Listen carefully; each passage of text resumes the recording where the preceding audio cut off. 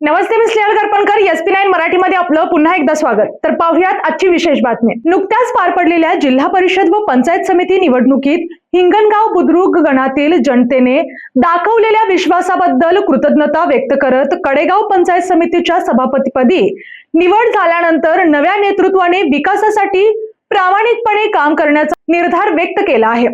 जनतेचा हा विश्वास केवळ सन्मान नसून मोठी जबाबदारी असल्याचे त्यांनी सांगितले. तर पाहुयात आजची सविस्तर बातमी. यावेळी बोलताना त्यांनी सांगितले की स्वर्गीय डॉक्टर पतंगराव कदम यांच्या आशीर्वादांनी आणि प्रेरणेने लोकसेवेची परंपरा पुढे नेण्याची संधी मिळत आहे.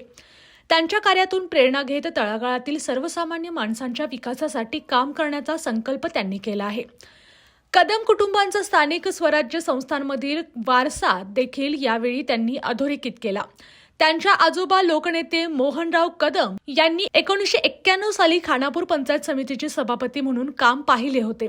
त्यानंतर आता कदम कुटुंबातील सदस्य म्हणून पुन्हा एकदा पंचायत समिती सभापती पदाची जबाबदारी मिळणे ही अभिमानाची बाब असल्याची भावना त्यांनी व्यक्त केली.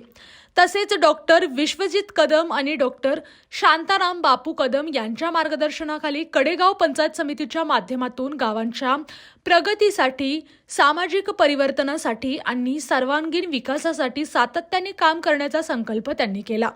कडेगाव तालुक्याच्या उज्ज्वल भविष्यासाठी जनतेचे प्रेम, आशीर्वाद आणि सहकार्य अत्यंत आवश्यक असून सर्वांना सोबत घेऊन पारदर्शक व प्रामाणिक कारभार करण्याचे आश्वासन त्यांनी दिले. आणि अशाच बातम्यांसाठी पाहत रहा SP9 Marathi. Your time, your news. धन्यवाद.